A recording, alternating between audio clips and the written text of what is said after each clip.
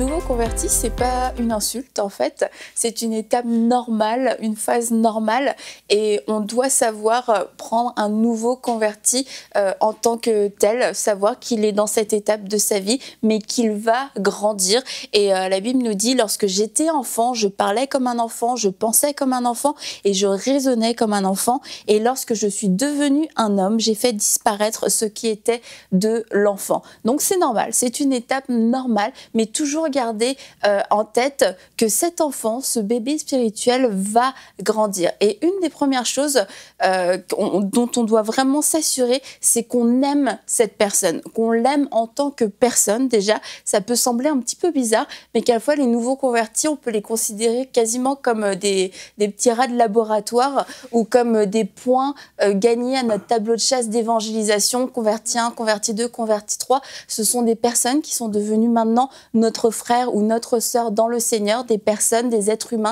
que Dieu aime. Donc c'est aussi important de se rappeler que ce sont des personnes.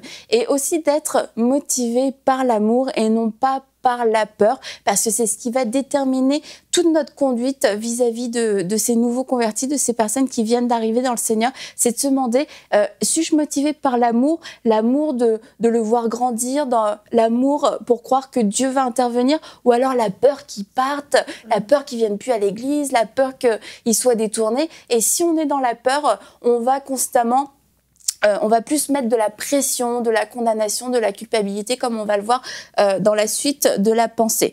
Donc, un des autres points aussi, c'est de ne pas condamner le nouveau converti. Lorsque j'étais enfant, je pensais comme un enfant, je raisonnais comme un enfant. La personne arrive, elle peut avoir vécu 20, 30, 40, 50 ans dans le royaume des ténèbres. Son intelligence n'est pas encore renouvelée. Oui, la personne est sauvée, mais il y a toute une éducation qui a été faite et qui a peut-être été mal faite.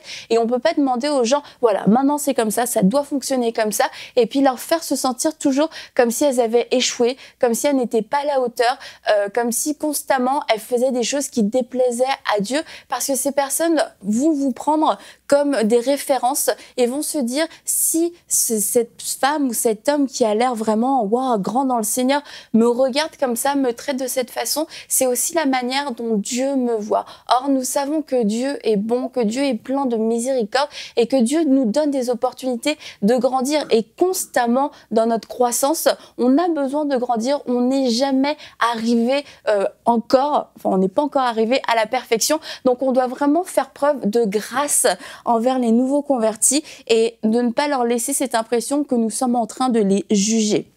L'autre point, c'est de compter sur le Saint-Esprit. Alors ça, c'est vraiment un point capital parce que lorsqu'on ne compte pas sur le Saint-Esprit, on va se mettre comme une autorité sur la vie de la personne, mais une autorité contrôlante.